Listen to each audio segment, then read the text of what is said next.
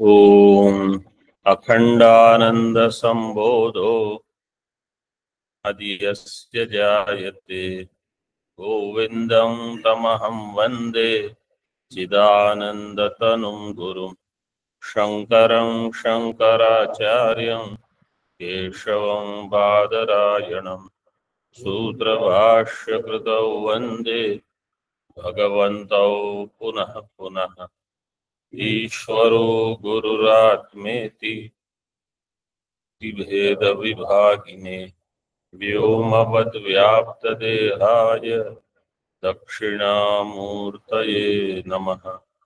ओम शांति शांति शांति।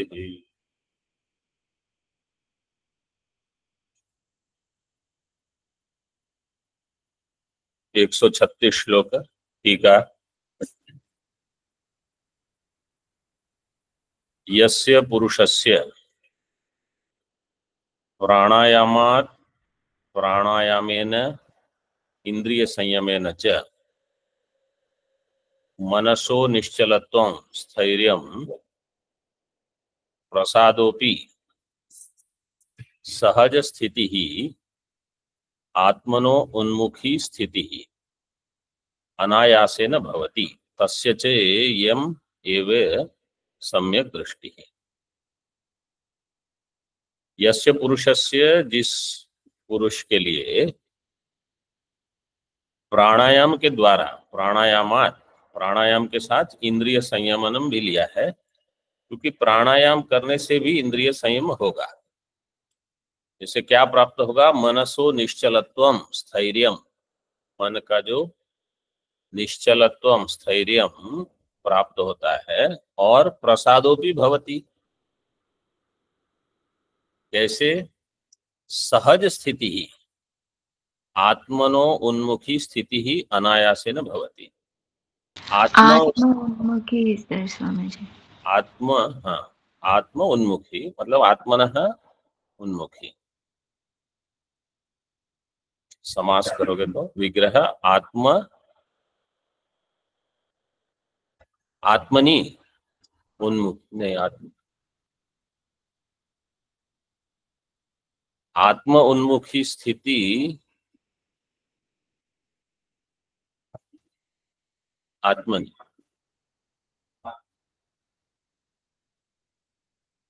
नहीं, आत्मा के मतलब आत्मा अगर आप लोगे अंतःकरण तो आत्मना, लेकिन अगर आत्मा के प्रति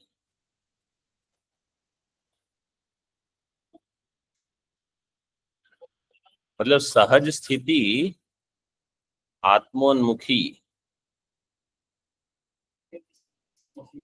हाँ, तो उसका विग्रह आत्मनः प्रति उन्मुखत्व, उन्मुखी स्थिति। ऐसे आत्मा के प्रति सहज स्थिति मतलब पहले जैसे हमने कहा श्रवण के प्रति, श्रवण के प्रति उपलब्ध होना, क्योंकि श्रवण का विषय क्या होगा? आत्मा। तो अगर आप श्रवण में उपलब्ध हो तो आत्मा के लिए उपलब्ध हो, और श्रवण की उपलब्धि नहीं है तो आत्मा भी उपलब्ध नहीं होगा। आत्मोन्मुख स्थिति ही अनायासेन भवति। आरंभ में थोड़ा आयास करना भी पड़े, फिर भी वो सहज स्थिति बन जाती है। मतलब जो यहाँ आश्रम में भी 10-10 साल से श्रवण कर रहे हैं, मतलब कभी ऐसा सोचना नहीं पड़ता है कि संघर्ष हो पाठ में बैठने के लिए या श्रवण के लिए या सजग सतर्क रहने के लिए, वो अपने आप ही हो जाता है। क्यों? क्योंकि इतने साल से अभ्यास हो गया। कभी कभी जब शरीर थका हुआ हो, मन थका हुआ हो, तो कुछ तमोगुण वहां आ जाता है, नहीं तो बिल्कुल कोई अन्य विघ्न नहीं होता। तस्य च इयमेव सम्यक दृष्टि है, वो जो है उसी को अगली पंक्ति में कहा है, अस्य तया सम्यक दृष्टया प्रतिनियत दिग्देश कालादि अवेक्ष्य दिक्च देशस्य कालस्य इति दिग्देश कालाः ते चादयो येषां ते दिग्देश कालादयः। प्रतिनियताः, ये तो समास का विग्रह हो गया। दिग्देश कालाः दिग्देश कालादयः उसका। फिर प्रतिनियताः, इसका अर्थ है शास्त्र विहिताः स्थिराः अप्रकम्प्या दिग्देश कालादयो यस्मिन् कर्मणि। ऐसा जो कर्म, क्या कर्म है? अवेक्षण कर्म। अवेक्षण का अर्थ है कि ध्यान वहीं देना, एकाग्र चित्त होकर मन केवल श्रवण में अथवा आत्मा में रहे, इसके लिए। तो जैसे दिग्देश काल कैसे प्रकंपित नहीं होते, चलित नहीं होते, ऐसे हम भी बिना किसी चलन के केवल उसी विषय को लेकर स्थिर हो जाए। प्रतिनियता शास्त्र विहिता, क्योंकि दिया है प्रतिनियत दिग्देश कालादि अवेक्ष। तो जैसे शास्त्र में कैसे है कि दिग्देश काल का स्थान स्थिर है, अप्रकंपित, इसी प्रकार इनका जो अवेक्षण कर्म है वो भी स्थिर रहेगा। ये एक अर्थ है। अवेक्षण कर्मणि तद यथा भवति तथा प्रतिनियत दिग्देश कालादि। तो ये हो जाएगा क्रिया विशेषण, क्रिया विशेषणम इदम। उसकी क्रिया होगी अवेक्षण क्रिया।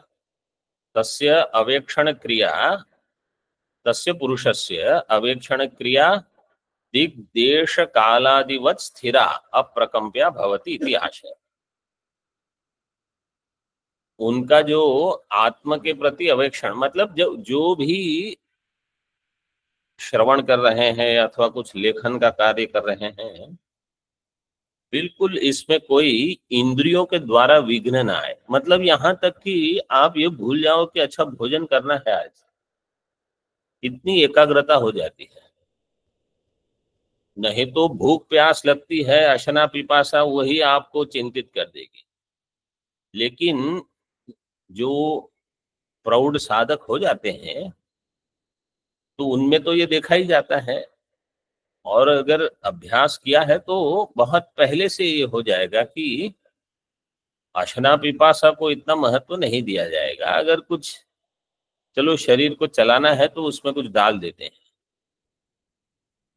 गाड़ी चलेगी थोड़ी।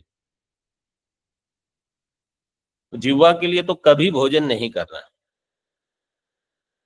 रसनेन्द्रिय को तृप्त करने से कोई उसमें प्रयोजन ही सिद्ध नहीं होता है। केवल शरीर को कुछ ठीक पोषण मिले जिससे कि अन्य रोग ना हो और हानि ना हो शरीर की, बस, और चलता रहे। इसलिए नहीं कि रसनेन्द्रिय इससे तृप्त हो जाएगी, कभी नहीं होगी। इसलिए भाष्यकार ने जो कहा विधिवशात प्राप्तेन संतुष्ट, वो तो बहुत ही, मतलब औषधि हम कैसे खाते हैं, औषधि कोई रस लेके थोड़ी लेता है, वो तो जो खानी है वो खानी है बस। मैं तो कभी कभी सोचता हूँ कि ये जो विधिवशात प्राप्तेन संतुष्यताम केवल भोजन में नहीं, सभी में लगाना होगा आपको। जैसे समझो अब गर्मी है और बिजली ही नहीं है सब, तो क्या है, वो विधिवशात प्राप्तेन संतुष्यता, जैसा है आपके प्रारब्ध। समझो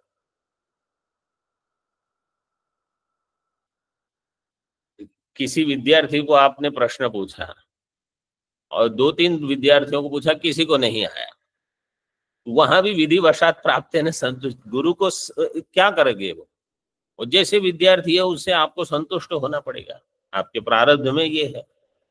मतलब हर चीज में ये लगा सकते हो। स्वास्थ्य है, कैसा स्वास्थ्य है हमारा, बोले विधिवशात जो प्राप्त है उससे ही संतुष्ट, और क्या करोगे। केवल साधना में विधिवशात प्राप्त ने नहीं, वहां आपको प्रयास करना है। बाकी सब जो प्राप्त है उसी को लेके आगे चलना है। अब ये ऐसे हैं वो वैसे हैं, क्या है, वो विधिवशात प्राप्त है बस। तो क्यों आप उसमें क्या करोगे? ये भगवान भाष्यकार के कोई कोई शब्द तो महावाक्य है जीवन के, कहीं भी लगा सकते हो आप।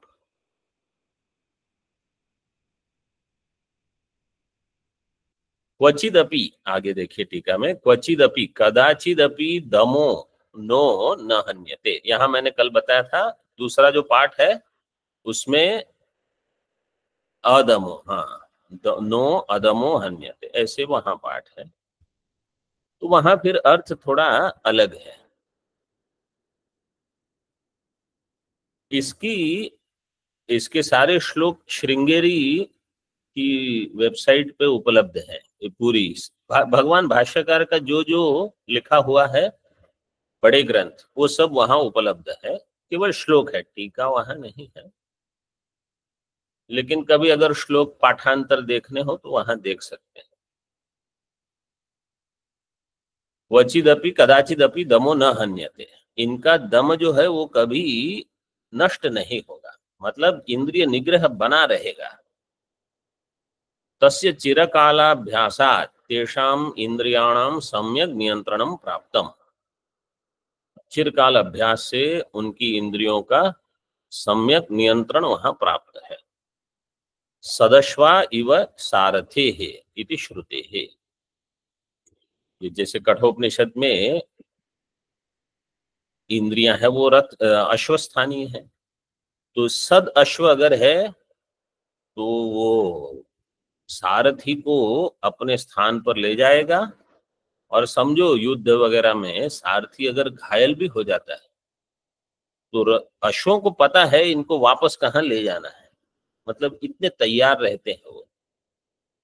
ऐसे नियंत्रित अश्व हमारी इंद्रियां ऐसी हो, जैसे समझो दो चार महात्मा कोई बात कर रहे हैं, प्रौढ़ महात्मा, और हम भी वहां खड़े हैं, तो वहां केवल सुनना, ऐसी कोई चेष्टा नहीं हो हाथ से पैर से कि किसी को वहां कुछ अटपटा लगे कि ये क्या कर रहे हैं। जैसे तैत्तिरीय में शिक्षावल्ली में बताया है,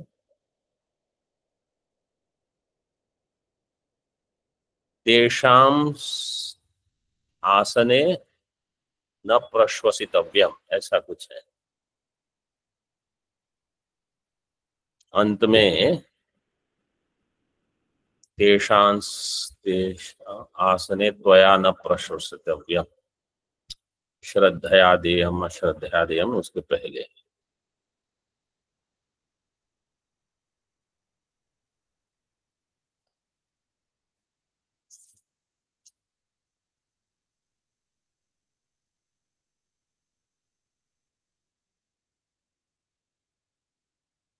तेषां त्वयासनेन प्रश्वसितव्यम्। हाँ, तेषाम त्वया त्वयासनेन आसने न प्रश्वसित, आसने न अथवा आसने न प्रश्वसितव्यम, ऐसे दो प्रकार से अर्थ है। उनकी उपस्थिति में आसने न प्रश्वसितव्यम, आप जब वहां आसन पे बैठे हो अथवा वो बैठे हैं, जोर से सांस भी मत लो। मतलब ऐसी हमारी उपस्थिति हो कि किसी को ये न लगे कि यार यहाँ बैठे हैं और इसके लिए रुके हैं कि हम कब जाए यहाँ से, ऐसा कभी ना हो। और आसनेन एक शब्द करके प्रश्वसितव्यम, इसका अर्थ है कि उनको आसन देकर उनके जो श्वास है उनको शांत किया जाए। मतलब कहीं कोई आए हैं बाहर से तो उनको तुरंत आसन देकर उनको शांत किया जाए। ऐसे दो प्रकार से अर्थ की शिक्षावल्ली में। लेकिन ये जो दूसरा अर्थ है वो यहाँ हमारे लिए संदर्भ में कि कोई ऐसी चेष्टा ना हो। तस्मात् धीमान बुद्धिमान अनलसो, अलस आलस्य युक्त, अलस का अर्थ है आलस्य युक्त, नालसो अनलसः सन आलस्यम त्यक्त्वा प्रयत्नात् चित्त शांति दमम कुर्याद इति भावः। प्रयत्न पूर्वक चित्त शांति के लिए दम करे, आलस्य को छोड़कर। और क्यों करें हम दम, तो उसके लिए गीता का उदाहरण दिया, क्योंकि वशे ही अस्येन्द्रियाणि तस्य प्रज्ञा प्रतिष्ठिता। चूंकि ऐसा है, अगर दम होगा तब ब्रह्म ज्ञान स्थिर होगा। तो पहले दम जुटाओ आप, फिर जब ब्रह्माकार वृत्ति होगी तो शम दम वान जो होगा उनके लिए वो स्थिर रहेगी। इति स्मृतेश्च। अभी दम का प्रकरण उसका निगमन कर रहे हैं। सर्वेन्द्रियाणां गति निग्रहेण भोग्येषु दोषाद्यवमर्शनेन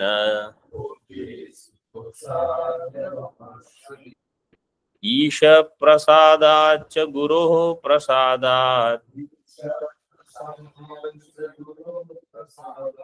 शान्तिं समायात्यचिरेण चित्तम्।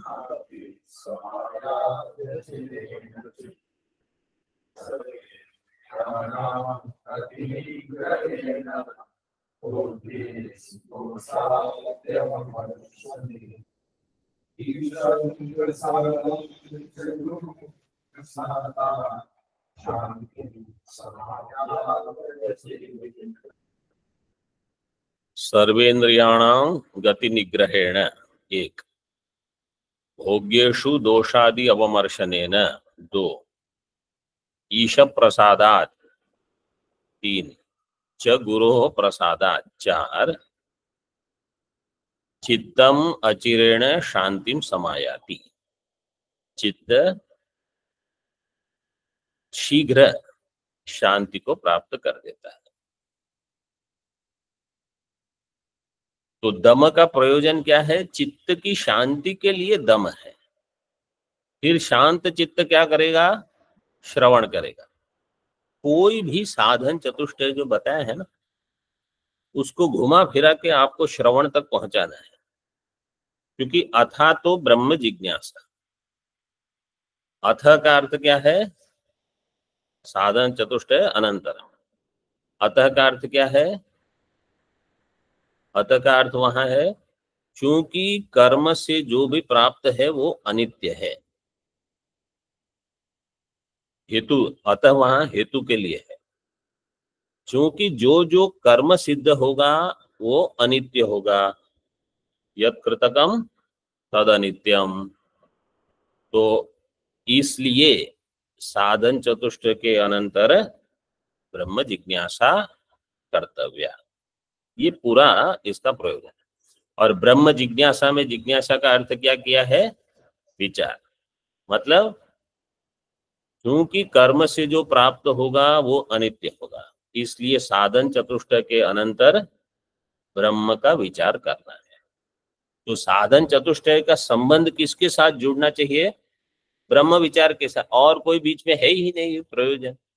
बाकी जो सब है वो अनित्य है। बस देखो, एक सूत्र सरल भाषा में अगर हमको समझ में आ गया ना, तो जीवन भर कोई भी साधना है उसका हम संबंध सीधे श्रवण के साथ करेंगे।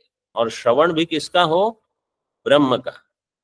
मतलब जहां तत्पदार्थ त्वम पदार्थ का विवेचन हो, उसके ऐक्य का प्रतिपादन हो, ऐसे ग्रंथ का श्रवण। इसके लिए सारी साधनाएं हैं। तो यहां भी ऐसे ही समझना है। दम किस लिए कर रहे हैं? चित्त की शांति। चित्त की शांति से क्या होगा? बोले आप ठीक से श्रवण करोगे। किसका श्रवण करेंगे? ब्रह्म का। ये एक सूत्र समझने से सब समझ में आ जाता है। और इसमें देखो सबसे बढ़िया ये ईश्वर प्रसाद और गुरु प्रसाद, इसको हमेशा ध्यान में रखना कि इससे बहुत लाभ होता है। हम भले अपनी साधना करते रहें, करनी ही चाहिए, लेकिन ईश्वर प्रसाद गुरु प्रसाद से बहुत विघ्न निकल जाते हैं। मतलब जब भी हमारे मन में दुविधा रहे तो कोई ऐसा आश्रय स्थान हो जो कहे कि ये करो और बस, आप वहां विकल्प नहीं रखोगे। ये है गुरु प्रसाद। ईश्वर प्रसाद कैसे काम करेगा वो हम देख नहीं सकते, लेकिन वो बिल्कुल करता है। वो संयोग ऐसा जुड़ा देगा, आप कहाँ हो, आश्रम कहाँ है, गुरु कहाँ है, सब आपके लिए एक साथ हो जाएगा। अध्ययन के लिए समय नहीं, समय भी मिल जाएगा। तो ये सब आवश्यक है। अब वो जितना हम देखेंगे उतना अनुभव से, भगवान भाष्यकार ने ही लिखा है, तो बाकी लोग तो क्या इस पर कुछ कह सकते हैं। बिल्कुल मतलब स्पष्ट है ये। टीका में देखिए, और प्रथम पंक्ति में क्या कहा, सर्वेंद्रियाणाम गति, इंद्रियों की जो गति मतलब प्रवृत्तियां हैं, यहाँ जाना है, ये करना है, वो करना है, बहुत विचलित जो है उनका नियंत्रण, निग्रह करने से। और भोग्य पदार्थ जो है उसमें दोष देखना, ये पहले भी हमने देखा है, फिर से यहाँ बताया है, प्रतिपक्ष भावना। टीका, सर्वेन्द्रियाणां गति निग्रहेण, गतीनां प्रवृत्तीनां निग्रहेण निरोधेन, इंद्रियों की जो गतियां हैं, प्रवृत्ति है, उनका निरोध करके। कभी कभी जो हमसे नहीं होता, ये कोई डांट के कहेगा तो बस हो जाएगा। ये थोड़ी चीज, इसलिए ऐसा कोई व्यक्ति हो हमारे जीवन में जो हमको डांट सके, मतलब ये अनुग्रह से प्राप्त होता है। नहीं तो कोई आपको जो करना है करो, और सभी लोग सर्वतंत्र स्वतंत्र होके ही जीना चाहते हैं कि कोई मुझे कोई कहे नहीं, मैं अपना मैं जानता हूं सब मुझे क्या करना है। ये ऐसे नहीं होता, बहुत दोष है हम में। निग्रहेण निरोधेन भोग्येषु दोषादि अवमर्शनेन, और भोग्य पदार्थों में दोष दर्शन, वो तो बार बार करना पड़ता है। ऐसे ही दिया है ना, और पुनः पुनः किस विवेक चूड़ामणि में है, दोष दृष्टिया मुहुर्मुहु स्वलक्ष्य नियतावस्था मनस शम उच्यते। शम के लिए ऐसे लिए, तो दोष दृष्टिया मुहुर्मुहु, बार बार दोष दृष्टि वहां रहे। उसका प्रथम पाद क्या है,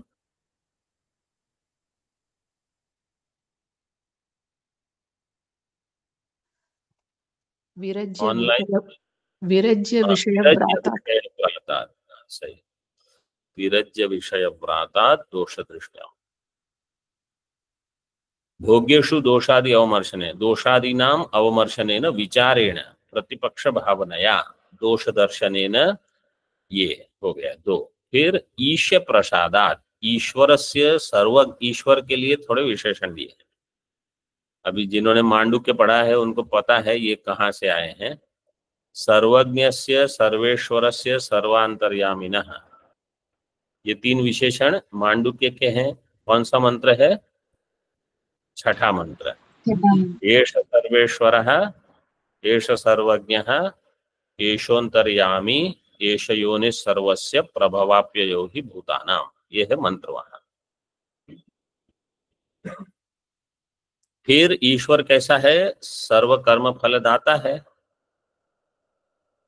वो तो प्रसिद्ध ही है, गीता वगैरह में ईश्वर ने अपने आप को ही कर्म फलदाता बताया है। सर्वशक्तिमत्वादि गुण गण विभूषितस्य, ये जगदीश्वर की आरती में प्रसिद्ध है ये शब्द। सर्वशक्तिमान है परमात्मा, सर्वशक्तिमत्वादि गुण गण, गण का अर्थ है समूह, सारे ऐसे गुणों के जो समूह से परमात्मा विभूषित है।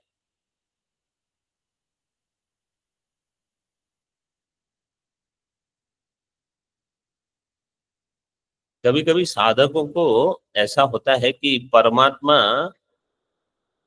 सर्वेश्वर तो है, लेकिन सर्वज्ञ है कि नहीं पता नहीं। क्यों, वो भगवान को जाके कहते हैं भगवान ये हो जाए तो ठीक है, वो हो जाए, ये कर दो, वो कर दो। इसका अर्थ क्या है कि आप सब करने में समर्थ हो, ये तो मैं मानता हूं, लेकिन आपको मेरी क्या समस्याएं हैं उसका ज्ञान नहीं है, इसलिए मुझे आपको बताना पड़ेगा। वो सर्वज्ञ भी है, आपको उनको कुछ कहने की, कोई प्रार्थना में कुछ मांगने की कभी आवश्यकता नहीं रहती। वो भगवान जानते हैं कि आपको क्या देना चाहिए और आपको क्या नहीं देना चाहिए। नहीं तो फिर हम कुछ मांगेंगे, जैसे नारद जी ने कुछ मांग लिया और फिर भगवान को जो तो देना है वही देंगे, क्योंकि वो जानते हैं कि इनका हित किस में है। वो सर्वज्ञ सर्वेश्वर है। अंतर्यामी ब्राह्मण में तो विस्तार से बताया है बृहदारण्यक में, अंतर्यामी है। सर्वशक्तिमत्वादि गुणगण विभूषितस्य सर्वयज्ञ तपसाम अधियज्ञस्य भोक्तारम। यज्ञ तपसा। फिर आगे सर्वलोक महेश्वर। हाँ, सुहृदं सर्वभूतानां ज्ञात्वा माम शांति मृत्यु। सुहृद सर्वभूता, सभी जीवों का भगवान सुहृद है, सबका हित देखते हैं। हित केवल ये है कि हम उन परमात्मा की प्राप्ति कैसे कर लें, बस। बाकी हित मतलब ये नहीं कि अच्छे कपड़े पहने और अच्छा भोजन करें, वो तो अपने आप ही हो जाएगा। जैसे नचिकेता को पूछा गया यमाचार्य ने कि तुम कुछ और अन्य चीज मांग लो, ये इतना बड़ा क्षेत्र, पुत्र पौत्र, शतायुष पुत्र पौत्रान वृणीश्व, हिरणमयम अश्व, ये वो सब मांग लो। बोले वो तो वैसे ही मिल जाएगा, जब आपको मिलके मैं जा रहा हूं तो वो सब तो लोग ऐसे ही दे देंगे। वरस्तु में वरणीय सैव, लेकिन वर तो मेरा यही रहेगा। तो अब जो 5 साल का 9 साल का जो भी बच्चा है वो इतना जान सकता है, तो हमको भी इतना पता होना चाहिए कि और क्या मांगना है। सर्वयज्ञ तपसाम अधियज्ञस्य प्रसादात।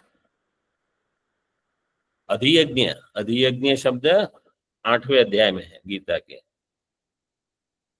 अर्जुन का प्रश्न क्या था? अधियज्ञ कथम कोत्र देहेस्मिन् मधुसूदन, ऐसे प्रश्न है। तो अर्जुन, भगवान ने क्या कहा?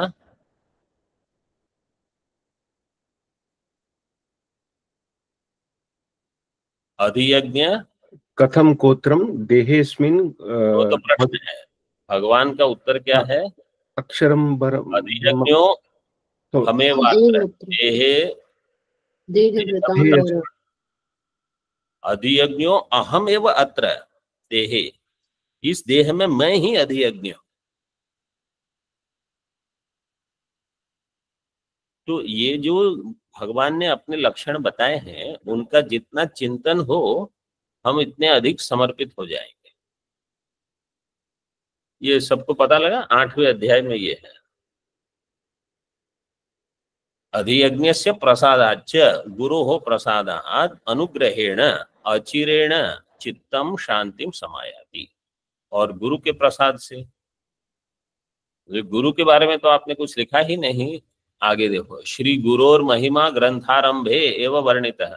गुरु की महिमा आरंभ में ही बता दी। पहले जब ग्रंथ में मंगलाचरण जब हो रहा था उसी समय ये सब लिख लिया था।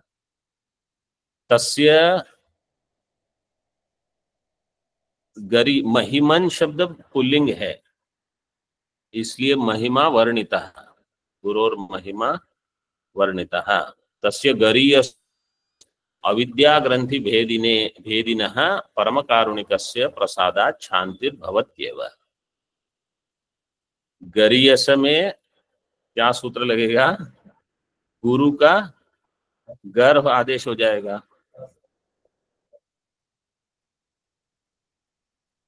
प्रिय स्थिर, प्रिय स्थिर स्फिर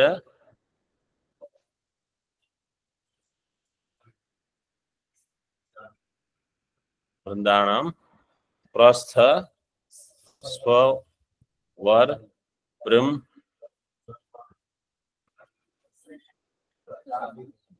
द्राघी, ये द्राघी शब्द भी आया था थोड़े अन्य पाठ में। द्राघीयसा कालेन, अहनि अहनि द्राघीयसा कालेन अहम ब्रह्मास्मि इति, ऐसे इस प्रकार से पूर्व पक्ष का था वो वाक्य, लेकिन आया था। और ये सुन प्रत्यय लगा है वहां गरीयस के लिए। तरबिय सुनो, सूत्र क्या है? द्विवचन विभज्योपपदे तरबिय सुनो।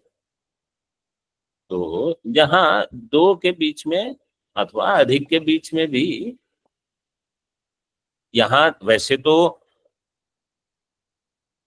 गुरु जो है वो सभी में श्रेष्ठ है। आपको जो गुरु प्राप्त हुए हैं वो भले श्रेष्ठ गुरु हो, लेकिन आपके लिए तो यही है ठीक। क्यों?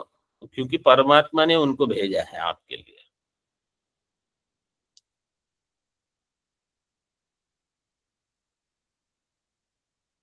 उपदेश साहस्री में भगवान भाष्यकार गौड़पादाचार्य जी के लिए जो मंगलाचरण करते हैं उसमें गरीयस शब्द दिया है।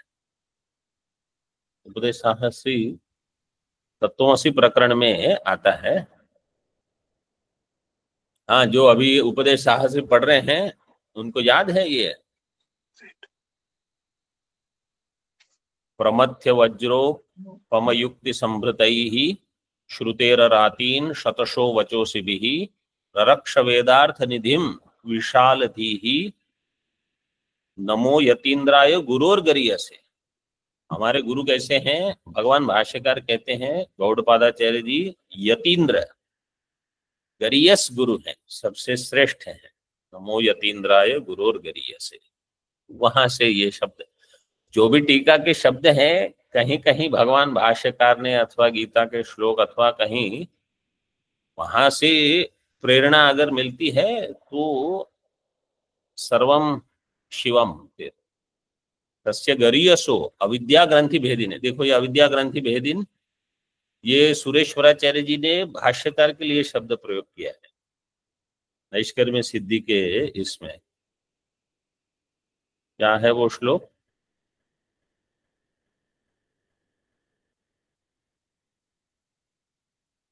खानिलाग्न्यभरित्र्यन्तम स्रक्फणीवोद्गतम यतः भान्तच्छिदे नमस्तस्मै हरये बुद्धि साक्षिणे। उसके बाद दूसरा श्लोक क्या है?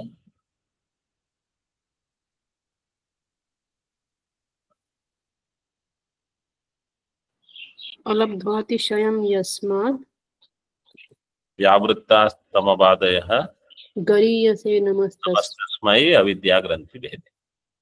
गरीयसे नमस्त, वहां दोनों शब्द हैं। गरीयसे नमस्तस्मै अविद्या ग्रंथि भेदे, तस्मा अविद्या ग्रंथि भेदे। ऐसे परम कारुणिकस्य प्रसादात् शांतिर्भवत्येव।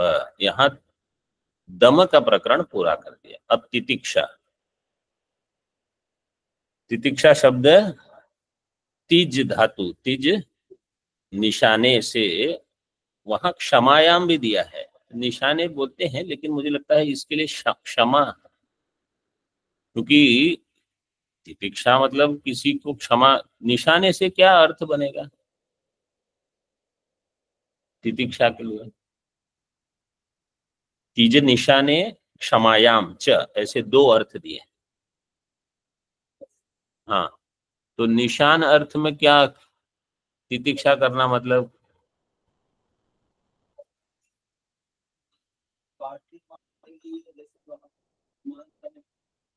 हाँ हाँ हाँ हाँ, वो है सूत्र लगेगा। हाँ, धातु का, हाँ, अनेकार्थत्व धातु।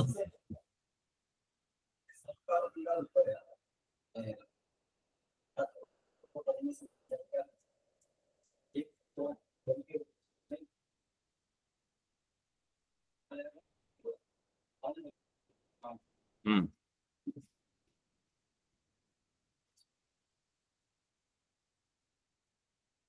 हाँ हाँ।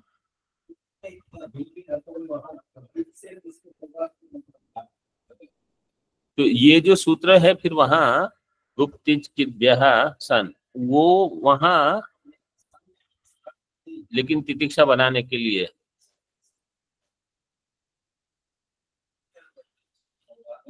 हाँ हाँ, तो निशाने मतलब वहां धातु में दो दिए हैं, निशाने और क्षमायाम। तो क्षमा करना तितिक्षा का मुख्य अर्थ तो मतलब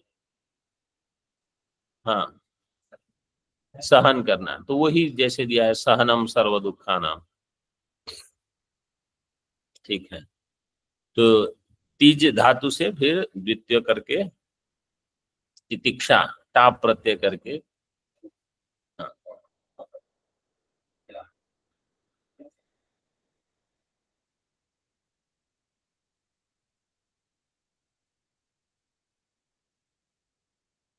तितिक्षा का अर्थ दिया है श्लोक में, आध्यात्मिकादि यद दुखम प्राप्तं प्रारब्ध वेगतः अचिंतया तत्सहनं तितिक्षेति निगद्यते।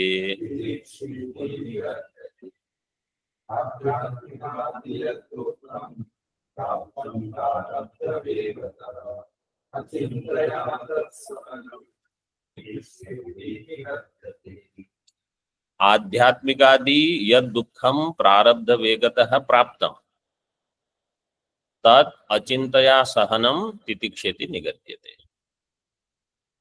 आध्यात्मिकादि टीका में दिया ही है, त्रिविध प्रकारकम आध्यात्मिकादि दुखम आदिपदेन आदिदैविकम आदिभौतिकम। तो जो तीनों प्रकार के दुख है, यह दुखम प्रारब्ध वेगतः प्राप्तम, प्रारब्ध के वेग से जो प्राप्त है।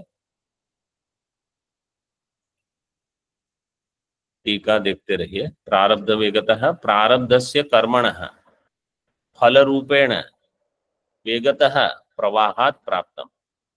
प्रारब्ध का जो वेग है उसको कोई रोक नहीं सकता, लेकिन इसमें कुछ कुछ कर सकते हैं। जैसे कोई समझो कुछ ग्रह शांति करते हैं अथवा कोई जप करते हैं, किसी को समझो बताया गया कि आपको इस ग्रह से कुछ हो सकता है, तो कोई देवता हो, मैं तो मानता हूं कि आप परमात्मा के प्रति, चाहे वो भगवान शिव जी हो, चाहे भगवान विष्णु हो, नारायण हो, जहां भी आप वहां समर्पित होकर अपनी साधना कीजिए। सारे ग्रह, सारे जो प्रारब्ध है वो भगवान सब ठीक कर देंगे। और वहीं अगर आप कुछ गलत सोच करते हैं तो फिर ठीक नहीं, तो प्रारब्ध वेग को भी वो ठीक कर लेंगे। प्रारब्ध वेगतः यद दुखम प्राप्तम, तो दुख क्यों है प्राप्त? क्योंकि हमारे ही पाप कर्म है। तो अच्छा है, पाप कर्म जा रहे हैं और क्या।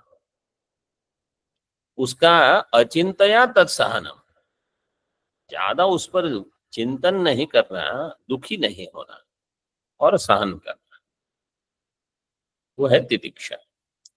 प्रारब्धस्य कर्मणः फल रूपेण वेगतः प्रवाहात् प्राप्तम तत्सहनम, मतलब तस्य अथवा तेषां सहनम अचिंतया, अचिंतया अप्रतिकार पूर्वकम। जैसे वहां विवेक चूड़ामणि में क्या दिया है, सहनम सर्व दुःखानां अप्रतीकार पूर्वकं चिंता विलापरहितं सा तितिक्षा निगद्यते। समीचीनम। प्रतिकार अप्रतिकार पूर्वकम का अर्थ क्या है? ऐसे नहीं कि बीमार हुए तो बिल्कुल दवाई लेनी ही नहीं है, लेकिन थोड़ा कुछ हो तो आवश्यक नहीं है। ज्यादा हुआ तो कुछ करना ही पड़ेगा, नहीं तो आपका श्रवण रुक जाएगा। तो आपको कहीं ना कहीं ध्यान देना पड़ेगा शरीर के प्रति। उसके लिए चिंता नहीं करना, कुछ कर सकते हो तो करो। चिंता विलाप रहितम, विलाप का अर्थ क्या है कि रोते रहना इस एक चीज को लेकर, ऐसे नहीं। सा तितिक्षा शीतोष्णादि द्वंद्व सहिष्णुत्वम इति निगद्यते। इसमें विवेक चूड़ामणि का भी जो जो शब्द है वो, और तत्वबोध की परिभाषा है ये, शीतोष्णादि द्वंद्व सहिष्णु ऐसे है। तो बस इसको सहन करना है आपको, शीतोष्ण, क्योंकि ब्रह्मांड में ऐसी कोई जगह नहीं होगी जहां द्वंद्व नहीं रहेगा, पूरे ब्रह्मांड में। चाहे इस आश्रम में चाहे उस आश्रम में, इन लोगों के साथ चाहे उन लोगों के साथ, द्वंद्व तो रहेगा ही रहेगा। कोई भी ना हो तो भी कमरे में शरीर है ना, तो शरीर ही द्वंद्व दे देगा आपको। कुछ कल्पना करेगा, कहीं भी ठंड लगेगी, कभी गर्मी लगेगी, वो तो होगा ही। सारे द्वंद्व को सहन कर लेना, क्योंकि ये करना ही पड़ेगा आपको। चाहे कोई कितना भी प्रयास करे, बाह्य जीवन में द्वंद्व कभी जाएंगे नहीं, वो तो रहने वाले, उनको सहन कर, बस सहिष्णुता तितिक्षा निगद्यते। अब ये जो अगली पंक्ति है, ये बहुत ही आवश्यक है समझने के लिए कि तितिक्षा का प्रयोजन क्या है। यत् श्रवणादिषु प्रतिबंधकम तस्य सहनम श्रवणादि सिद्ध्यर्थम तदेव तितिक्षा। जो श्रवणादि में प्रतिबंधक है उसका सहन करना, उसको सहन करना है। वो जो श्रवण रोक देगा, बोले इसको ये नहीं होना चाहिए, इसको सहन कर लो, कुछ और उपाय से इसको प्रतिबंध को हटाओ ताकि हमारा श्रवण सिद्ध हो। केवल कोई तप करना लेकिन उसका उपयोग श्रवण के लिए न हो तो तितिक्षा नहीं कहलाएगी। जैसे बहुत सारे लोग हैं जो ठंड में बिल्कुल कम कपड़ों में रहते हैं गंगा किनारे, तो आप देख लो उस पार तो और भी ज्यादा है, तो उसको तितिक्षा नहीं कहा जाएगा, क्योंकि तितिक्षा को श्रवण से जोड़, तप को जब श्रवण के साथ जोड़ा जाए तब वो तितिक्षा होगी। और जैसे गंगा जी में ठंड में भी सुबह स्नान के लिए बहुत जाते होंगे महाराज, लेकिन अगर वहां उस स्नान का फल श्रवण नहीं हो रहा है तो केवल वो एक पुण्य देने वाली साधना है, वह आगे श्रवण तितिक्षा नहीं हो गई। तितिक्षा तो यह है कि उसका उपयोग फिर साधन चतुष्टय में लगे कहीं, जो श्रवण के लिए। ये सारी साधनाएं अगर श्रवण के लिए है तो सफल है, नहीं तो ठीक है, और करते रहो। और क्या, जब तक श्रवण के लिए आपको प्रेम न हो तो बाकी सब साधना उसका इतना महत्व शास्त्र नहीं देता। तप के लिए तो आप देखो रावण को, मतलब जो अपने सिर ही काट के भगवान को देख सकता है। हम में से कितने महात्मा ऐसे हैं जो ये कर सकते हैं? कोई नहीं करेगा। बोले उसके तो 10 थे, हमारे पास तो एक ही है, हम कहाँ देंगे। कहने का प्रयोजन ये है कि वो आसुरी तप बहुत कर सकते हैं, लेकिन प्रयोजन क्या है? भगवान का विरोध करना। तो क्या है उसका लाभ? कोई भी तप का प्रयोजन कहाँ है, कोई साधना का पर्यवसान कहाँ हो रहा है, वो हमको हमेशा देखते रहना कि ये कर रहे हैं, कहाँ अंत इसका कहाँ हो रहा है। यत् श्रवणादिषु प्रतिबंधकम तस्य सहनम श्रवणादि सिद्ध्यर्थम तदेव तितिक्षा इति सूरिभिः निगद्यते।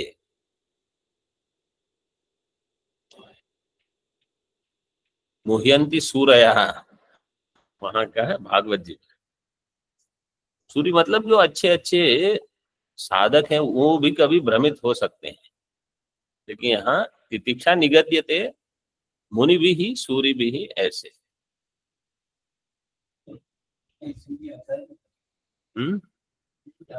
आचार्य तो जैनों के आचार्य। हाँ, नहीं वो तो नहीं, मतलब वो तो उनको एक, जैसे हम मुनि कहते हैं ना, ऐसे वो सूर्य कहते हैं।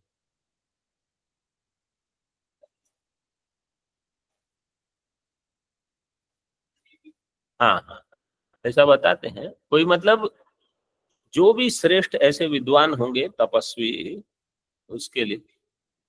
जैसे भागवत जी में तो सूर्य है, मैं तो हाँ, बड़े आचार्य।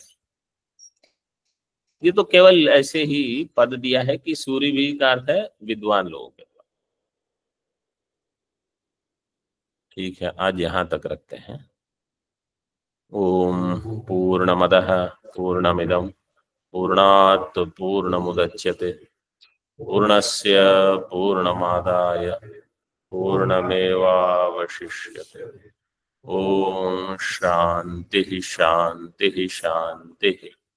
शंकरं शंकराचार्यं केशवं बादरायणं सूत्रभाष्यकृतौ वन्दे भगवन्तौ पुनः पुनः। ईश्वरो गुरुरात्मेति मूर्तिभेदविभागिने व्योमवद्व्याप्तदेहाय दक्षिणामूर्तये नमः। ओम शांति शांति शांति।